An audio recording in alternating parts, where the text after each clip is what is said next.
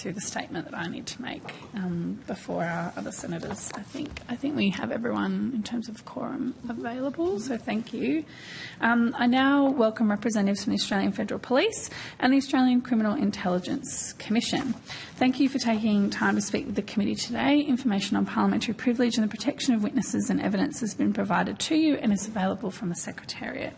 I remind senators and witnesses that the Senate has resolved that an officer of a department of the Commonwealth or of a state shall not asked to give opinions on matters of policy and shall be given reasonable opportunity to refer questions asked of the officer to superior officers or to a minister. This resolution prohibits only questions asking for opinions on matters of policy and does not preclude questions asking for explanations of policies or factual questions about when and how policies were adopted.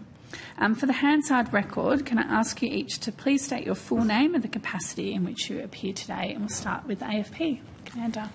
Kate Ferry, Commander Investigations of Eastern Command in New South Wales. Was that it? Yes, thanks. Stephen DAMETTO, so I'm the Acting Deputy Commissioner of Crime for the AFP. Thank you very much. Morning, Chair. Matt RIPPON, Deputy CEO of the Australian Criminal Intelligence Commission. Thank you very much. Morning, Chair. Jason Halls. I'm the National Manager of the Examinations Capability for the ACIC. Thank you very much for being with us today. Do either of your organisations have an opening statement to make before we go to questions? I do, Chair. Thank you very much. We'll start with AFP. Thank you. And good morning. And thank you, Chair, and thank you to the committee for this opportunity to appear here and to discuss the Anti-Money Laundering and Counter-Terrorism Financing Amendment Bill 2024. So money laundering is the lifeblood of organised crime, and money laundering not only enables criminals to benefit from crime, but also funds further criminal activities. Working to stop the flow of illicit finances is a central pillar of the AFP strategy to disrupt and deter transnational serious organised crime networks. The AFP plays an important role in Australia's anti-money laundering and terrorism financing framework and greatly benefits from financial intelligence gathered under the current regime. Money laundering enables criminals to benefit from or facilitate a broad range of serious crimes. For example, drug trafficking, foreign bribery and corruption, people smuggling, forced labour and fraud. Money laundering strategies can disguise money being used to finance terrorism. Organised criminal groups employ evolving technologies to obscure illicit wealth, moving profits quickly across borders, converting them into numerous asset classes and disguising beneficial ownership through complex arrangements. The AFP is responsible for investigating the money laundering and terrorism financing offences in the Criminal Code. We have an enterprise-wide money laundering strategy that prioritises the targeting of Australian and offshore money laundering organisations, serious self-laundering syndicates, as well as professional facilitators and their criminal clients. But we do not work alone. The AFP-led multi-agency task force AVRIS with the ACIC, AUSTRAC and Border Force, as well as the US Homeland Security investigations, targets money laundering organisations, professional enablers, serious self-laundering syndicates and their criminal clients. Last financial year alone, we charged 38 people with money laundering offences.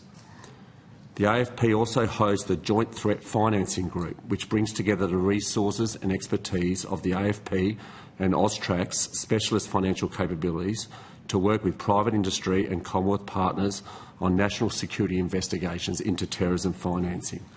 Since 2002, 22 persons have been charged in relation to terrorism financing, including charges for terrorism financing, sanctions offences and supporting foreign terrorist fighters. The AFP also leads the multi-agency Criminal Assets Confiscation Task Force, so we refer to this as the CACT.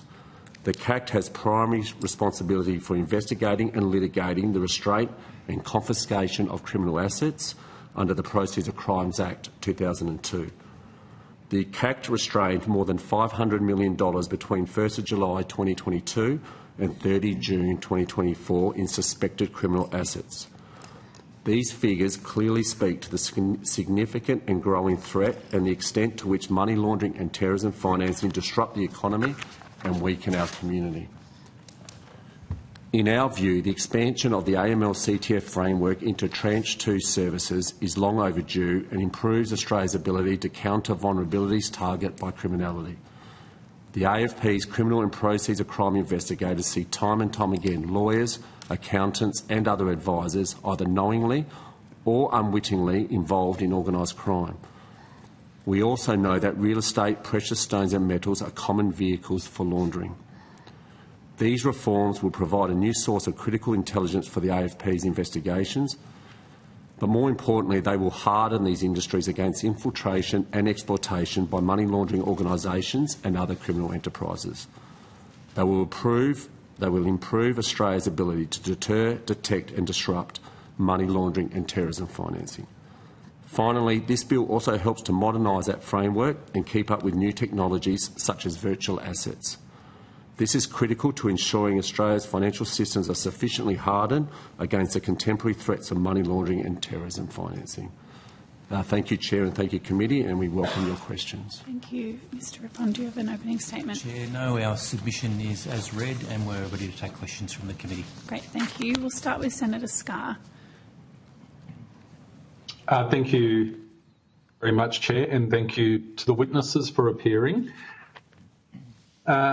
Going through the examples in both the AFP and the Australian Criminal Intelligence Commission submissions, there are clear and strong examples with respect to issues involving gatekeepers and money laundering. Most of them, though, in terms of the examples which are given, are examples where the gatekeeper, if I can put it that way, the lawyer, real estate agent, has almost been involved in the criminal enterprise itself, as opposed to falling in the unwitting category. I'd like to understand better how these gatekeepers can be unwittingly involved in money laundering, as discussed in the opening statement and opening comments. Senator Matt Rippon here from the ACIC. Thank you for your question. I think you're correct in that there's a spectrum, if you like, of complicity from professional facilitators, whether they be lawyers, real estate agents, accountants, etc., from, as you describe, an unwitting participant right through to someone that is fully complicit in the transnational serious and organised crime business model. So there's a spectrum there. How do they become unwitting players in the game? Well, they're at times shielded from the broader picture of the criminal enterprise and asked to do compartmentalised tasks within that enterprise. So they're not fully aware of the full activities of the enterprise, and the ACIC and our partners at the AFP and other agencies have reported publicly before that many of the highest threat transnational serious and organised crime groups and the heads of those groups are located offshore in what we would call jurisdictions of risk, etc. So local real estate agents, lawyers and accountants might not always be conscious or aware of the full spectrum of activity that head of an organised crime syndicate might be responsible for, and deliberately so. Organised crime groups deliberately compartmentalise their activities so that they can protect themselves from prosecution and law enforcement and intelligence activity. Okay, so I guess the point I'm not grappling with, but trying to understand is the examples which are given. You know, they're quite clear and obvious. The lawyer, the real estate agent, the accountant are actually, I'd say, part of the criminal enterprise itself, right? Whereas we're trying to introduce a regime that would apply to thousands of say, small accounting practices, small legal practices, real estate agents who are not members of criminal enterprises, and to the extent that this issue touches them, it touches them without their intent or their or any deliberation on their part. So from my perspective, it's trying to get the balance right in terms of what regulatory burden we impose, especially on the small end of the sector, what is actually proportionate to the risk. Is it, from your perspective, in terms of one of these gatekeepers actually complying with the law, being able to identify a suspicious transaction which should be reported, would it be reasonably clear as to whether or not it needs to be reported, or to what extent are there matters of fine judgment? To what extent will practitioners simply report everything because they want to cover themselves? How someone who doesn't have the depth of understanding in relation to how organised crime works, how are they meant to identify or flag matters which are genuinely suspicious, especially when you're dealing with such sophisticated organisations, I guess, that do the sorts of things you refer to in terms of compartmentalising and trying to make their activities as opaque as possible. Stephen DAMETTO here, Senator from the AFP. Just to go back to the point about these professions are open to exploitation. So one of the operational benefits of this legislation is actually hardening the environment, because making access to these sectors more difficult for the criminals makes their life a lot harder. A good example in our submission was Operation Fuji and Echo Stealers. That's a joint AFP Victorian Police operation. It's alleged in that operation that one individual, yes, he was in one of the professions, but he was charged with laundering $20 million.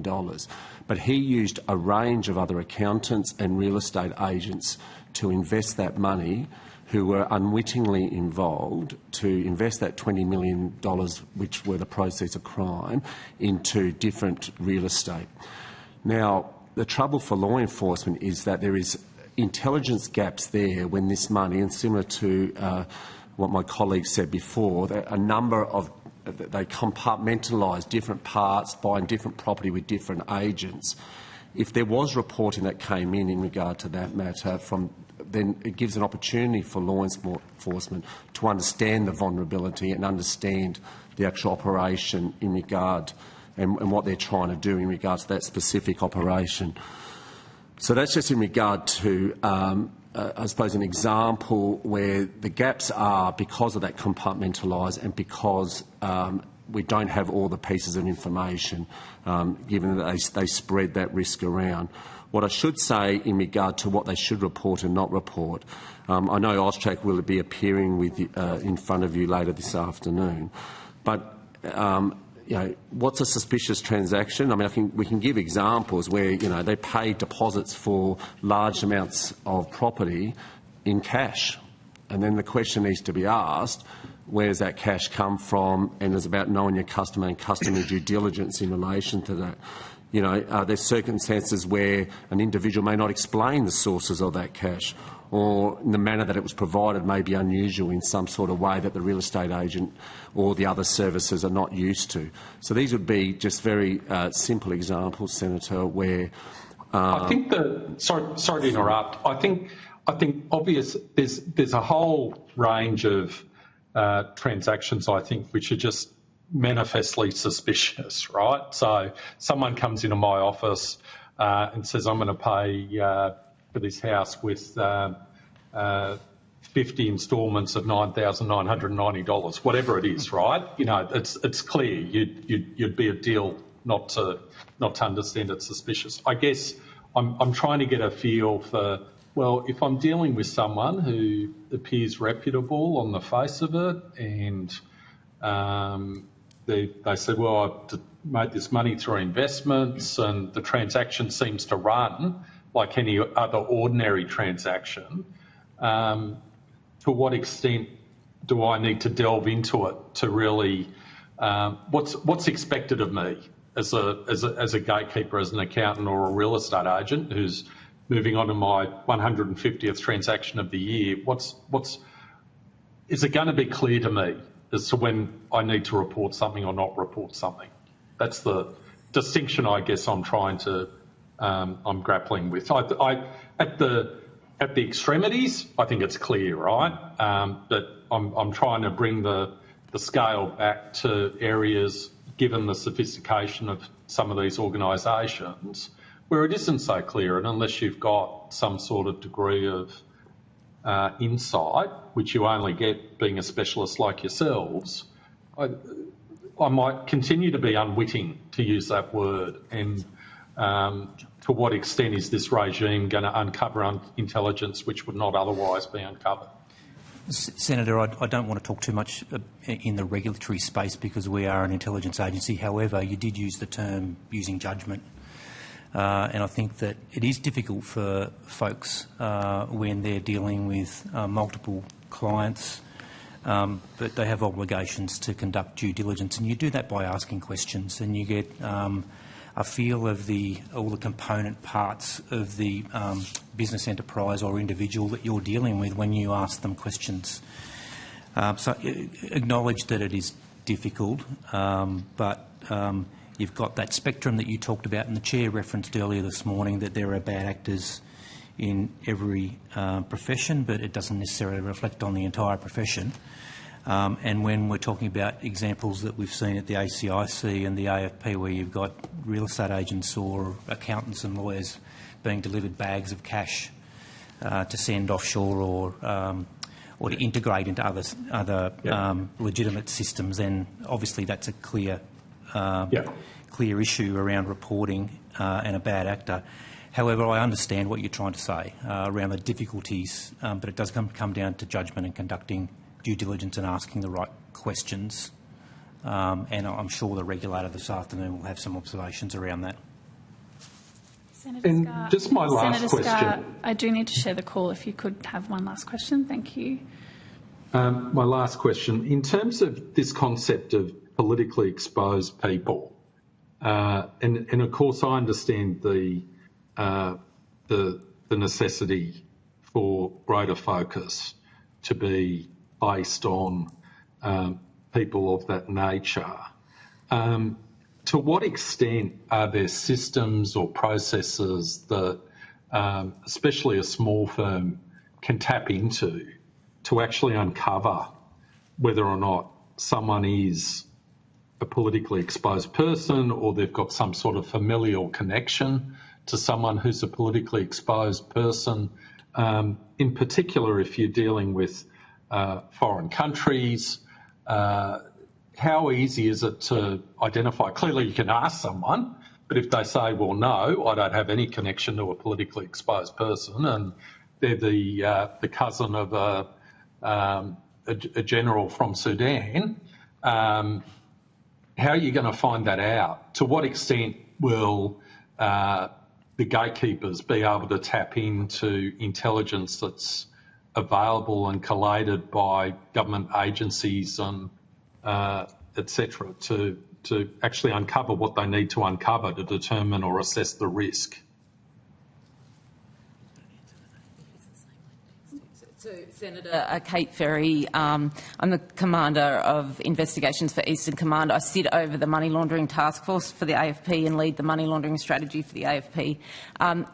My understanding, and again I think it's best addressed to the regulator, but I understand it would be the same way financial institutions do now, that they can run that name, and it is really about verifying the identity of the people or the customer that they're dealing with, and then checking that against the name that is held in the same way that banks and tellers do that at the moment.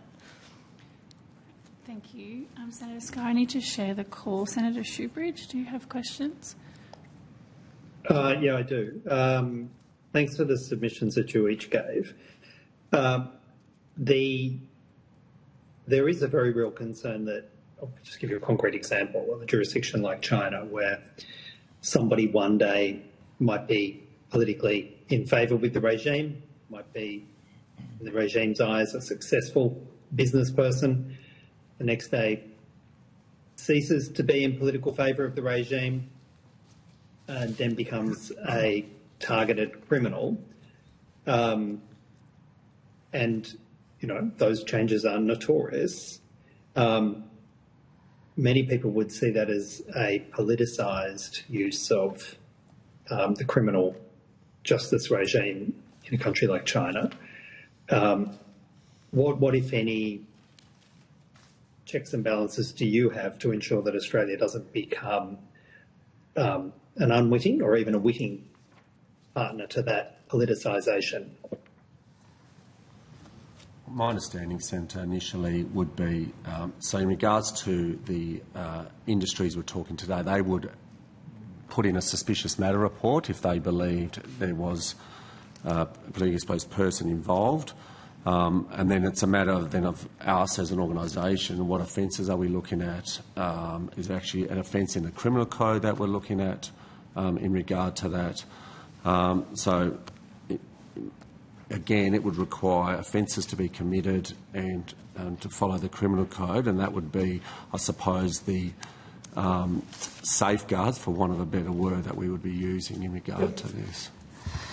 Well, I suppose I'm asking you to test, if you form the view that the money was laundered from a foreign jurisdiction, on what basis are there any checks and balances to ensure that we're not playing a part in the politicised use of the criminal justice system? And I'll give you the China as a notorious and actual example. What do you do to ensure that we don't play an unwitting or witting part of that? Senator, are you talking about illicit funds coming from China, or are you talking... Yes, funds that China identifies as illicit. Yes. And I gave you, I won't repeat the preliminary question that I put, but those circumstances are in my mind. So the AFP does not determine who is politically exposed person and who is not. That's not something that we can comment on. But absolutely, there are funds from all different countries that come into Australia that are illicit and that are used as they use Australia as a safe haven to store illicit wealth. Look, I accept that. What I'm putting to you, though, is there are jurisdictions around the world that are quite willing to politicise their criminal justice system. Somebody may be perceived as a legitimate business person one day, but the next day they fall out of favour. A politicised review, criminal justice review is done. It's alleged that the money was unlawfully obtained and laundered or the like. They then become persona non grata, and then we then participate in that political attack on them. What checks and balances are there to ensure that doesn't happen?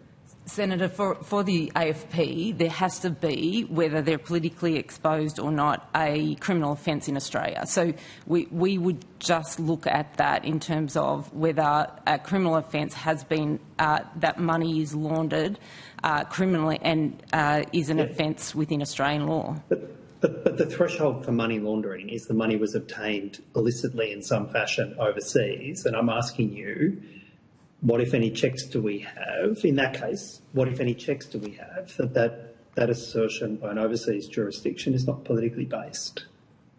But the legislation does go into things, uses terminology like general crime or a predicate offence has to be identified. So just from the examples that we have used and examples where we have charged people with money laundering, we have been able, our case is around that this money has come from, whether it's been a fraud, whether it's been from drug importations, organised crime. All of that is clear. If you have evidence of fraud, drug importations, that we're not talking about that. We're talking about circumstances where there is an assertion that perhaps fraud might be the example. There is an assertion of fraud based upon what may well be a political prosecution in a foreign country. If the answer is there aren't any checks, yes, Senator, there's very then that's few fine. of those sort of matters. Predominantly, the money we see coming into Australia, we investigate under Australian law and not at the request from another country. If that makes sense. I can't think of any only one would be enough for me if we were to provide information or arrest or prosecute somebody because of the a political determination by another jurisdiction, only one would be enough for me. So when you say very few, that's cold comfort. How many are we talking? I can't think. I would have to take it on notice. I can't think of any in my time in the AFP that we have done criminally on behalf of another country.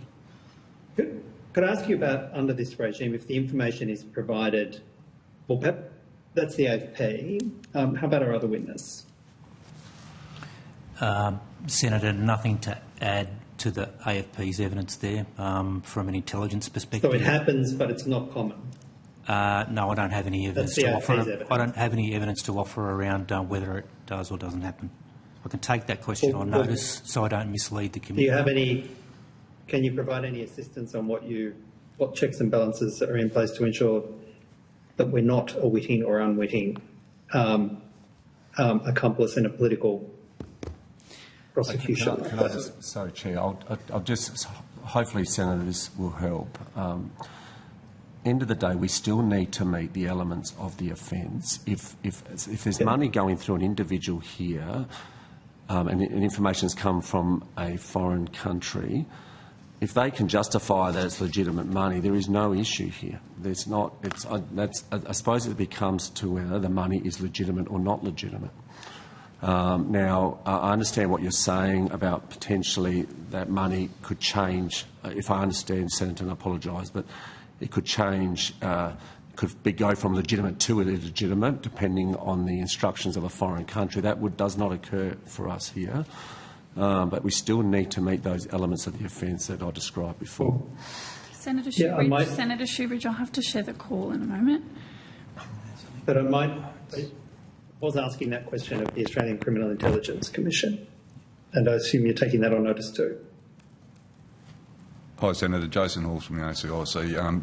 Yes, look, I'll have to take it on notice. I can say that if it was a foreign jurisdiction that reached in to suggest that some illicit funds or funds coming into the country was illicit in nature, I mean, the checks and balances that you're asking, we would look into that, and certainly the AFP, not speaking on behalf of those, but I can't think of any that has occurred. They didn't. Pardon me? The AFP said they didn't. The AFP said they didn't. That was their evidence. Yep. So you must have heard different evidence than what I heard just 5 minutes ago. They said they didn't do that. Thanks, Senator Shoebridge. I'll have to share the call.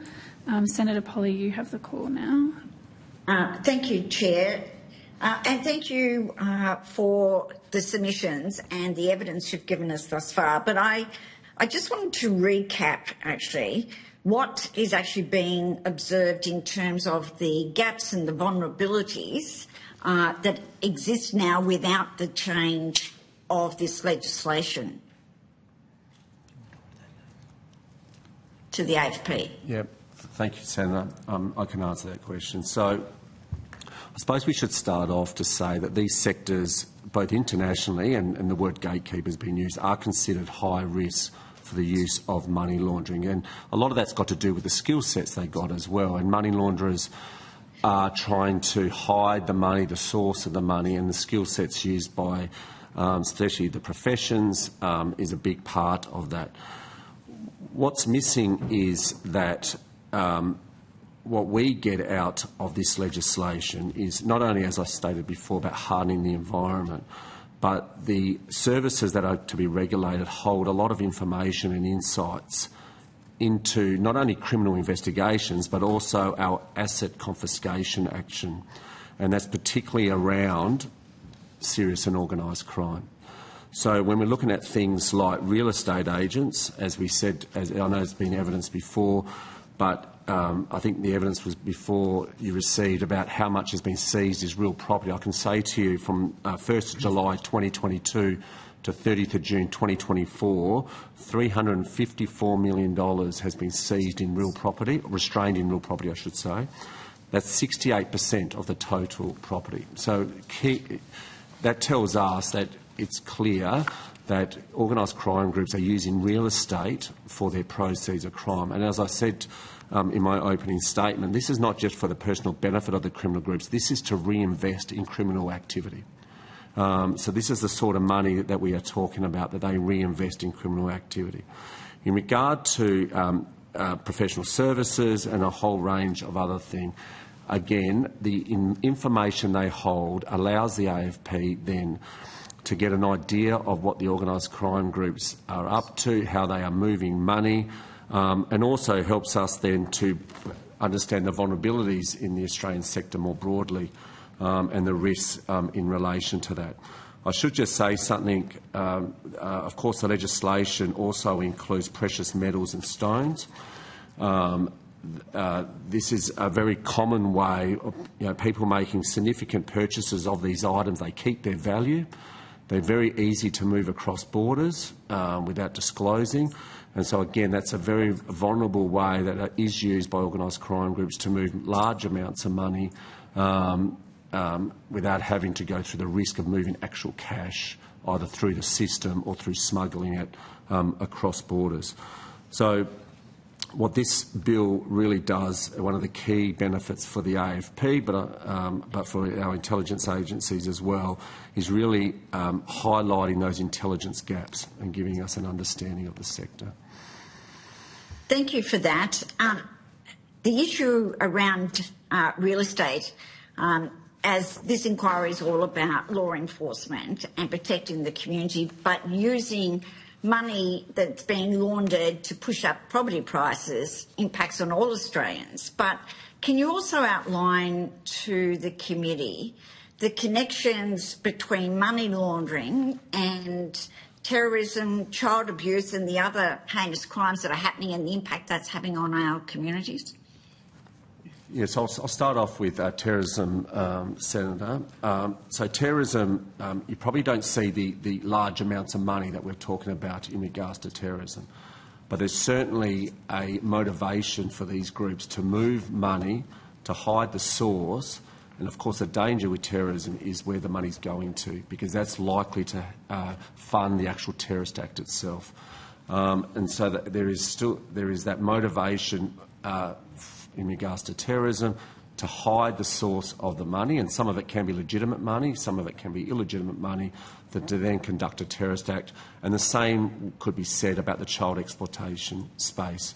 The money used in that criminality, again, there's a lot of motivation for the criminals to hide the source of the money, to hide how that money moves through the system. And so that's where the benefit of this, if we know that there are specific skill sets with lawyers and accountants, for example, that they can set up companies, they can set up structures to hide money. Again, as I stated, Senator, that this gives us the opportunity to fill in those intelligence gaps. Just taking on from, you touched then on the business community, how is this crime impacting and abusing Australian businesses, and is there not a real danger currently of infiltration of those criminal syndicates into Australian businesses now? So, Senator, when we say businesses, are we talking about the professions subject to the legislation? Well, into those, but other businesses as well. Yeah, so we've a number of examples which I'm happy to go through, but there was a number of examples in our submission where lawyers, accountants were being used and were part and arrested as part of these syndicates, whether it's to do with laundering money and obtaining the benefits from a tax fraud, or also in relation to money laundering organisations. We've seen lawyers and accountants involved. Similar to this previous question by Senator Scarr, that they actually are involved and have got into these industries, for want of a better word, to use to move those proceeds for those organised crime groups. Senator Can you just outline? Senator Polly, I'll just add to that, if it's helpful, that the business model of transnational serious and organised crime means that they adapt to the environment as legislation changes, they adapt to the environment as law enforcement have successful disruptions, and they move across various ventures and methodologies as the environment changes. So the legislation and the bill as proposed does help to provide a better intelligence picture of those methodologies and allows us to better and more effectively and efficiently target those compartments of serious and organised crime so that we have a better opportunity to harden the broader environment. Shifting from professional facilitators as an accountant or a lawyer to moving money through luxury goods, vehicles, jewellery, high-end jewellery, real estate during COVID, being focused on the movement of Daigao arrangements, all a demonstration of the characteristics of transnational serious and organised crime to jump from opportunity to opportunity and look for weaknesses in the system. And this bill and the proposed measures from an intelligence perspective help us to get a much better threat picture of what's coming down the pipe for the Australian community and to help protect businesses and identify vulnerabilities for them. Senator, sorry, Jason Halls from the ACIC. I just might add, my colleague over there, Commander FERRY, and myself have just returned from our Five Eyes meeting over in the US around money laundering, and the issue of money laundering is not unique just to Australia, obviously. And talking about really the diversity in which those serious organised crimes groups use and the various means by which they use to move value, obfuscate the proceeds, etc., is always a challenge for law enforcement and us as the Criminal Intelligence Agency. Senator Polly, I'll have to give you a wrap-up if you've got one more question.